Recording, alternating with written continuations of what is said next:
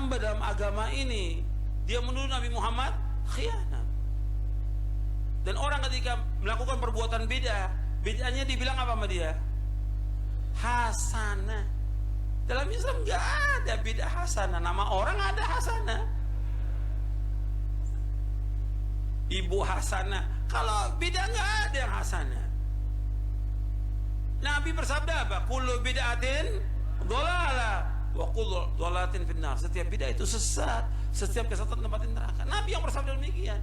Kok tiba-tiba ada orang yang mengatakan ini baik? Hukum itu terletak pada perbuatan seseorang, bukan pada kelahiran seseorang. Ketika dia berbuat dengan aspek kesadarannya, maka muncul hukum di situ. Awas, antum pun mesti belajar tentang hukum, jangan salah menyebutkan hukum. Hukum terletak pada perbuatan, bukan pada benda, dan bukan terletak pada waktu. Jadi ketika ada perbuatan melekat pada benda dan waktu itu, maka muncul hukum. Apa hukum gelas? Halo? Tidak ada hukumnya. Tapi kalau menyebutkan apa hukum gelas yang menampung kemudian barang yang haram yang digunakan gelas ini melakukan perbuatan haram, baru muncul haram. Apa hukumnya gelas yang digunakan untuk melempar orang lain? Haram hukumnya. Apa hukumnya gelas yang digunakan menampung air minum untuk diminum dalam keadaan yang sehat? Sunnah hukumnya. Jelas ya? Apa hukumnya golok? Golok digunakan apa? Kalau digunakan menyembelih hewan kurban, maka jadi sunnah hukumnya. Kalau golok digunakan untuk menyakiti orang lain, mengancam.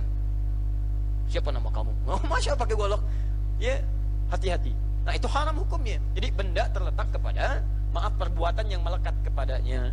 Apa hukumnya hari kelahiran? Hari kelahiran gak ada hukumnya.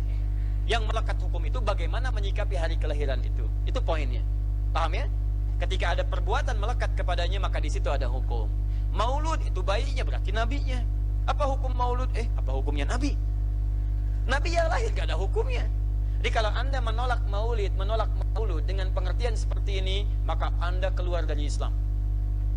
Kalau dalam hukum seperti ini, saya menentang maulid Nabi, berarti Anda menentang kelahiran Nabi. Ada juga kemudian yang sejauh mengatakan maulid itu bid'ah.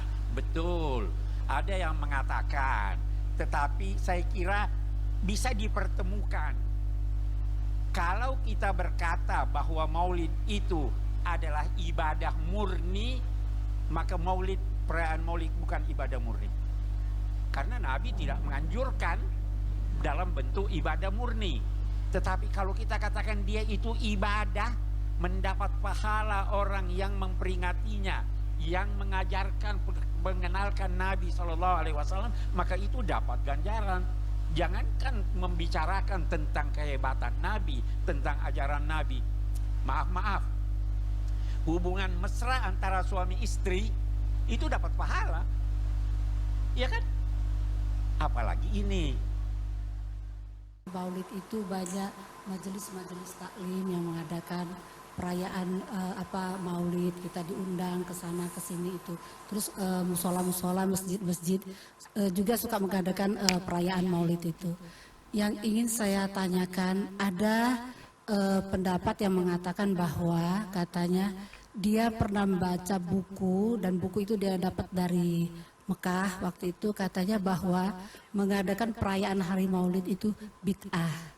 Jadi yang saya tanyakan, bagaimana Nur?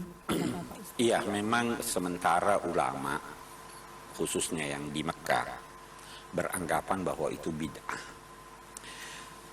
karena alasannya tidak pernah dilakukan pada masa Nabi. Nah, tetapi sebenarnya banyak sekali yang tidak pernah dilakukan pada masa Nabi yang kita lakukan sekarang, dan itu bisa dianggap sebagai sesuatu yang baik sehingga dia itu bid'ah hasanah. Kita dulu tidak ada TV, kita tidak menggunakan TV. Kalau semua kita mau rujuk diamalkan Nabi atau tidak, terlalu sempit ruang gerak kita. Nah, merayakan maulid, kita bisa berkata, yang pertama merayakan maulid dalam ajaran Islam itu adalah Nabi Muhammad sendiri. Nah, aneh barangkali. Nah, di dalam Sahih Muslim, kitab Sahih Muslim itu adalah kitab kedua yang dinilai kitab yang paling sahih sesudah Al-Quran. Kitab paling sahih itu kan Al-Quran. Kitab paling sahih yang kedua adalah kumpulan hadis-hadis Nabi yang ada pada Sahih Bukhari. Nah, sesudah tingkat Sahih Bukhari itu Sahih Muslim. Di situ Nabi pernah ditanya, wahai Nabi, mengapa kamu puasa hari Senin? Jawabannya Nabi apa? Dzalika yaumun wulidtu fihi. Itulah hari saya lahir. Jadi Nabi itu sebenarnya merayakan hari lahirnya dengan mensyukuri Allah Subhanahu wa taala. Di dalam Al-Qur'an ada firman Allah, fadzakirhum bi ayyamillah.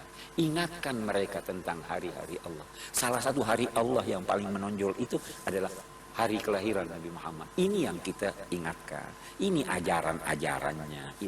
Kita menarik dari perayaan ini, kita menarik dari peringatan itu ajaran-ajaran Rasulullah, akhlak Rasulullah, supaya kita teladani. Dan ini adalah anjuran agama. Saya kira itu ya. Kita boleh saja mengidolakan siapapun, tetapi jangan mengidolakan seseorang dalam sifat-sifatnya yang bertentangan dengan tuntunan agama. Boleh jadi saya bisa mengidolakan Edison dalam kemampuannya menciptakan ini. Hebat itu. Boleh jadi saya bisa mengidolakan Shakespeare, ya toh? Dalam kemampuannya menulis. Tapi jangan saya idolakan dia dalam hubungan-hubungan gelapnya. Dia punya hubungan gelap itu. Ya kan?